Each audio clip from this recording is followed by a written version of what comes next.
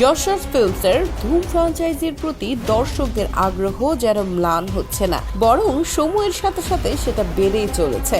প্রতিটি কিস্তির সাফল্য যেন এক নতুন মাত্রা যোগ করে দিয়েছে, আর তাই এখন দর্শকরা অপেক্ষা করছেন ধুম 4 এর জন্য। শাহরুখ খান, ঋতিক রোশন, রণবীর কাপুর নাকি দক্ষিণী কোনো অভিনেতা, ধুম 4 সিনেমায় ঠিক কাকে দেখা যাবে সেটা নিয়ে জল্পনা কল্পনা এখন তুঙ্গে। অবশেষে সেই জল্পনার অবসান হলো। ভারতের এক গণমাধ্যমের সূত্র থেকে জানা যায়, ধুম 4 এর মূল চরিত্রে অভিনয় করবেন রণবীর কাপুর। সিনেমা সংশ্লিষ্ট এক সূত্র জানায়, রণবীরের সঙ্গে বহুদিন ধরে কথাবার্তা চলছে। তিনি সবসময় সিনেমাটির ব্যাপারে আগ্রহ দেখিয়েছেন।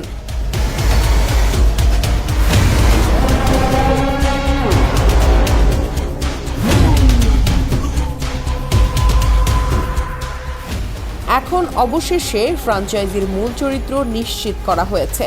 সূত্র থেকে আরো জানানো হয়েছে, ধুম 4 বর্তমানে প্রি প্রোডাকশন স্টেজে রয়েছে। বর্তমানে সময়ের সাথে তাল মিলিয়ে সিনেমাটি নির্মাণ করা হবে। দর্শক এমন কিছু দেখবে যা আগে কখনো দেখেনি। এটি রণবীর কাপুরের ক্যারিয়ারের 25তম সিনেমা হতে চলেছে, আর এ নিয়ে তার উত্তেজনা যেন আকাশচুম্বী।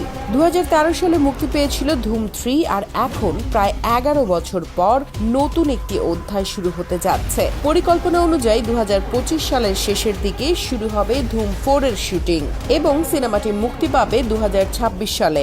আপাতত সবাই মিলে অপেক্ষা করছে দিনটির জন্য, যেদিন পর্দায় ধূমকেতুর মতো উজ্জ্বল হয়ে উঠবে ধুম 4।